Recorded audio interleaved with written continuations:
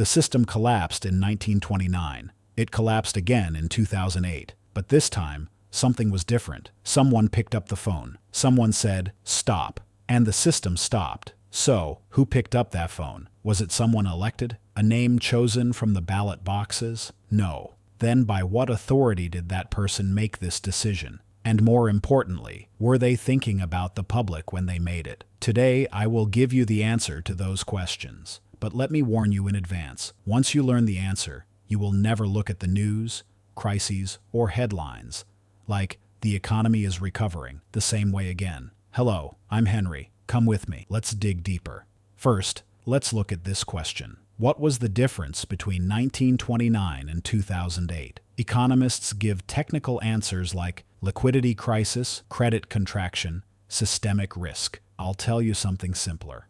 In 1929, there was no one to stop the money. In 2008, there was. In 1929, Thomas closed his grocery store. His bank failed. He waited for the government. No one came, because at that time, the belief was that the market corrects itself. The state simply watched, and the system collapsed. In 2008, Lehman Brothers failed, and that Monday morning, phones started ringing in Washington. The Fed stepped in and pumped hundreds of billions of dollars into the market in just 1 week. Decisions were made overnight. Banks were rescued. So who made those decisions? An elected government? No. A parliament? No. The Federal Reserve, the Fed. And this is where the real question begins. What is the Fed? Who controls it? And why is it so powerful? I'll explain it very simply. Think about the money circulating in a country. Someone produces, someone spends, someone saves. Fine.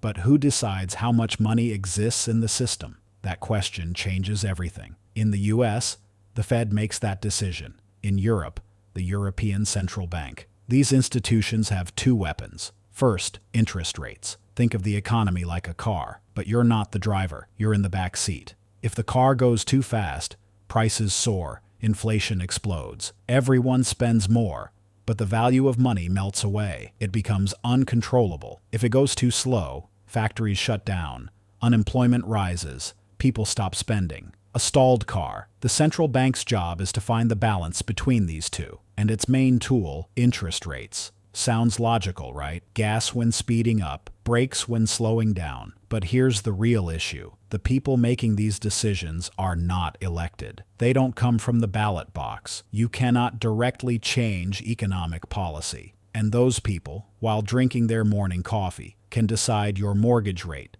your credit card interest, and your company's investment costs. Second, money supply. Let's imagine a small town. There are 10 people and a total of $100 circulating. Everyone produces, buys, and sells. The system works. Now imagine you are the central bank of that town, and one day you print $200 more. The money supply doubles, but production stays the same. What happens? Prices go up, because more money is chasing the same goods.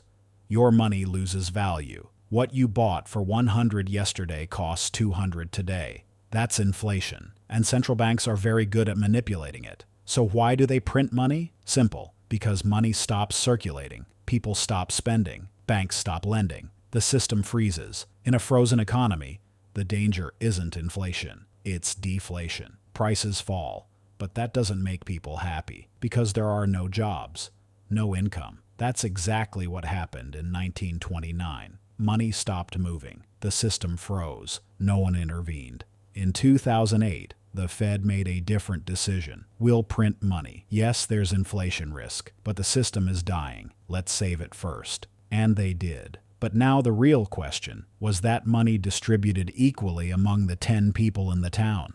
Or did it go mainly to the biggest merchants? We all know the answer. Now comes the uncomfortable part. Whoever controls interest rates controls the economy. This isn't a theory. It's how the system works. In 2004 and 2005, the Fed kept interest rates at historically low levels. Why? To recover from the 2001 dot-com crash and the slowdown after 9/11. When interest rates are low, credit is cheap. Everyone can borrow, buy homes, and housing prices rise. People like Maria, whom I mentioned in my 2008 crisis video, could take out mortgages with no down payment. The Fed lowered rates. The system pumped credit. Maria took the loan. Then in 2006, the Fed started raising rates. Maria's payments increased. Housing prices fell, and the system collapsed. Did they not foresee this? They did. There were clear warnings, but the system was too profitable to stop. And perhaps the most disturbing truth is this: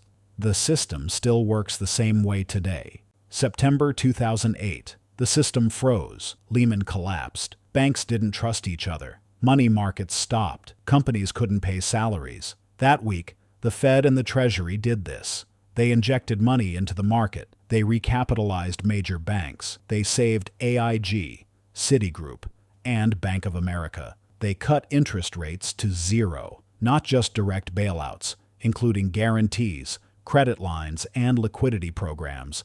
The total reached $16 trillion. Think about it. The entire U.S. economic output that year was $14 trillion.